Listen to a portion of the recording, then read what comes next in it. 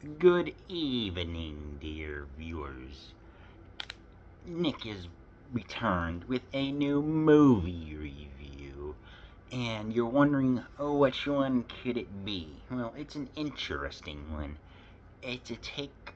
The name is a take off of Shakespeare's The Comedy of Errors. This time, The Comedy of Terrors.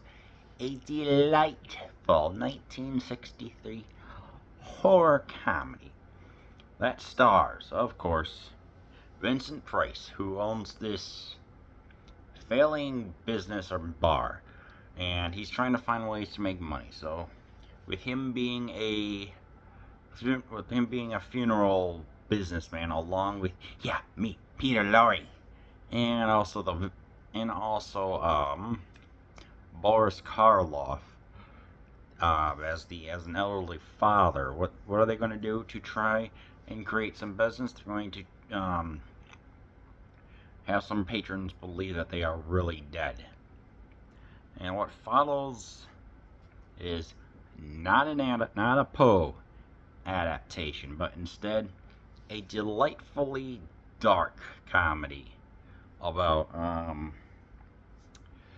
great interplay between Lorre and Price. Let me explain. Some of the dialogue is it's dialogue driven.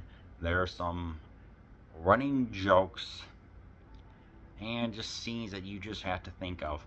They've managed to fit all this within 83 minutes. That is pretty dang impressive. There's no Daniel Holler amazing director of photography shots. There's no like vivid colors. Nope. Instead, this is more of a This is more of a dark. This is more of a I guess you'd call it a funeral. Was a funeral director's favorite comedy of all time. I guess you could say. Yeah. So one such.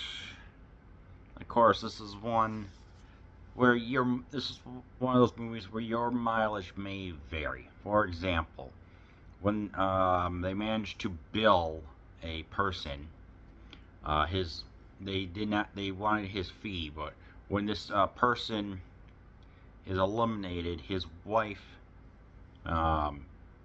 takes everything and moves to Boston, and then asks the maid, hey, he said, yeah, the widower moved to Boston. He's like, and she wasn't going to pay me, and it was like, she never paid any of our staff. And he was like, is there no? And then all the while he billed someone, found this out. He says, is there no morality left in this world? Oh my word! And then of course, then Peter Lorre, who's as you know what, like, because his character was already a bank robber and everything. It's like, I never convicted. They proved it, and say, hey, why don't we run like a legit business operation? And then it says someone who is a criminal. So that was pretty dang. So that was pretty gosh darn good. And of course, there's a wife.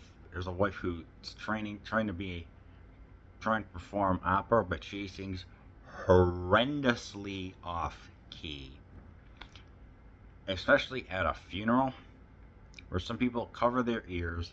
The plants actually start to shrivel, and I think even in something else. And one of the guests say if he heard that last note, if she heard her perform that note as the last couple of minutes of his life, he probably would have died right then and there. So that's what this movie is. It's breaking it. It's a little bit of going upstairs and trying to eliminate someone, and also trying to do such a bizarre scheme. It's actually freaking fantastic. Of course, it's one of the better sequences is when they're trying to break into the house, like Harry and Marv from Home Alone. I don't know. It's just it's so weird, but it works surprisingly well. And of course, when there's this when there's this landlord who's trying to get all the money. I had to look up some of the words that he used, and this is coming from a person who likes neologisms. And such loquacious descriptions just through, like, if you do not procure me my money within 24 hours, the father, Lorre, and the terrible opera singer will be living on the streets. So they try and go to his abode and try and eliminate him, but he proves to be immoral. They do a lot of stuff to him, strangle him and everything else, and even shoot him a couple of times, and he will not freaking stop. Even when they think that he is deceased, they take him to a mausoleum, and they wonder, why are they placed in a mausoleum? Why aren't they, like, in the ground or whatever? So it's just like, this movie has such a sardonic but great dark sense of humor. I love it. And all the while, the landlord is quoting Shakespeare, Macbeth to be precise. And I'm like, I don't know much about Macbeth, but if I read, I'd probably get more of the humor. So yeah, this movie, and of course, Boris Karloff, and when he was describing what was that? The coffin. He brings up all these words to describe it. He's like, "Oh, what is that word?" And ultimately he says, "Oh, a coffin." That's all the while lifting off a whole bunch of words for a coffin, other synonyms, and it's like right as he's going up, he says, nothing ever exciting really happens here. As he sees Vincent Price, oh, drunk again, are you? As he's climbing up the stairs, Bryce's characters ingested some poison by, what was that? He's like, well, if you can't lick them, join them. All the while there's a massive melee going on between the landlord, the wife, Lorre, and himself. So it's, I think that, I know it's a little bit of a Shakespearean influence in this, especially with, like, the Romeo and Juliet thing. That was very interesting. So yeah, this movie is, the script is very smart. The director, Jacques Forbes, or whatever his last name is, did such a good job.